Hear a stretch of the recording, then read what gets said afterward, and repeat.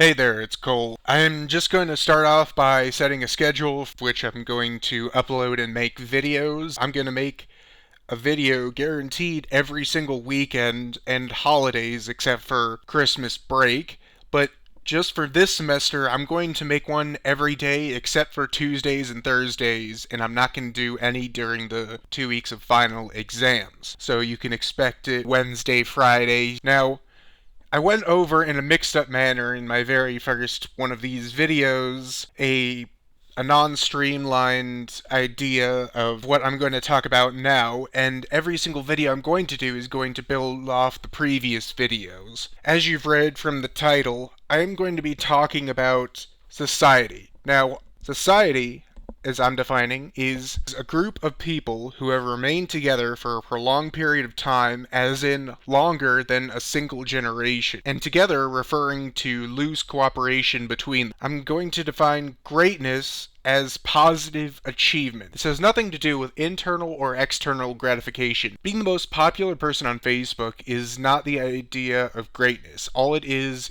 an internal or external gratification that actually has no real merit or worth behind it. I'm just going to make the statements right now that the purpose of society is to reach and exceed greatness. As in, society is to strive for greatness, and once that greatness is reached, create a new level of greatness, and strive for that, and repeat, and repeat, and repeat indefinitely. The goal of society, of course, ought to be to fulfill its purpose, as in, its goal ought to be to strive and exceed, and again, strive for greatness. To better illustrate this point, I'm going to create a metaphor. Now, in this metaphor, imagine there's no other resources besides just people and time. We can equate in this metaphor greatness to height. The higher up you get, the more greatness you achieve. When looking at society and how it should be structured in order to achieve greatness, obviously if you're alone, you can stand, you can raise up your arms, you can only be as high as you yourself can make yourself. What communism does, that is just pants on head retarded, is they want everyone to be equal. Everyone shouldn't be able to reach as high as possible, and they think fairness and equality are all great. So in order to try to do this, they model society where everyone is laying down on the ground as flat as they can, trying to be as level with the ground as possible. When you add hierarchy into society,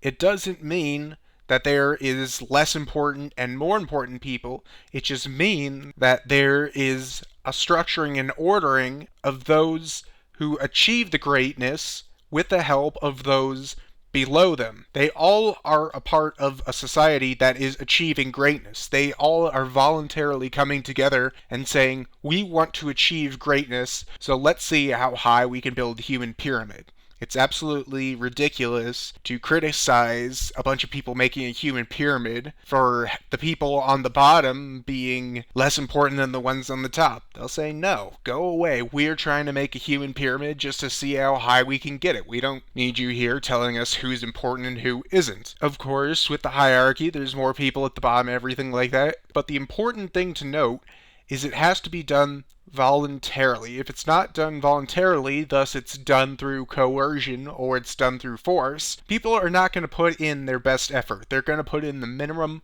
amount of effort in order to get away with not being punished. Or, if they can, they actually might try to sabotage the project out of just pure spite for the one forcing them. If you want to analyze the idea of society, government's role in society, I highly recommend the book Democracy, the God That Failed by Hans Hermann Hoppe.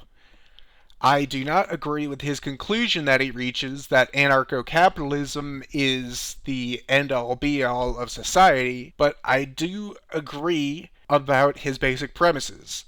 Once again, I'll say it again, I agree with his premises, but I disagree with his conclusion. Once again, I thank you all for listening for a race in the future for white children. Thank you, see you all next video. Can I fight the Helios if they're evolved from humans? Is it right to be fighting them? What's the reason? Is there a point to all of this?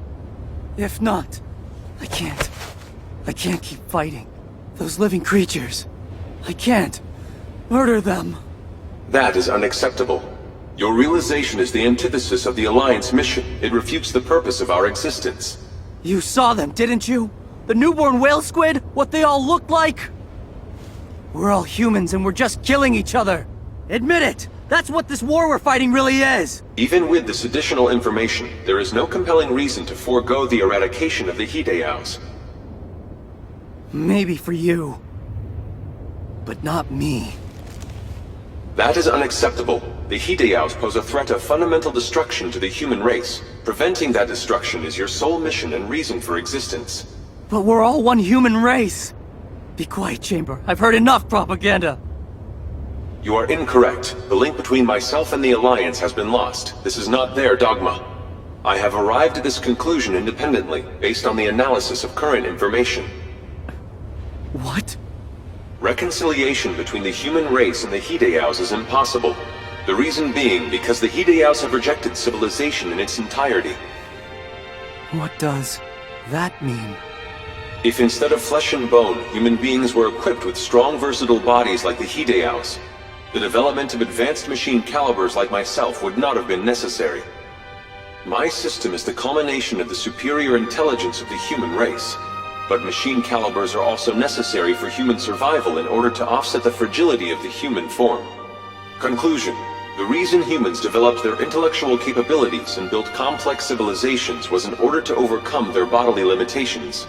The existence of advanced civilization is what separates the human race from all other primates. Unlike humans, the Hideaos, having discarded their feeble bodies, no longer have physical limitations. Further, as their instinctual desires drive them only to seek out food and reproduction, it has not been necessary for them to retain or develop a superior intellect. Machine calibers are the apex of what human beings can and would create to promote self-reliance. In other words, we are the greatest realization of pure intellect born of civilization. By negating the essentiality of this pure intellect, the Hideaos, in effect, have reached the sublimation of one form of existence. Are you saying that they're an ultimate life form? The Hideaos? Affirmative. Hence you and I must battle them. Both the dignity and the survival of the human race hang in the balance. In a war against a species that shares the same genetic origins as you, failure means certain extinction. One side seeks civilization, the other abandons it. The war between the Hideaos and the Galactic Alliance of Humankind is a conflict between two very different survival strategies. A conflict in which the losing side will be culled. Be culled? As long as you desire to continue existing, you do not have a choice.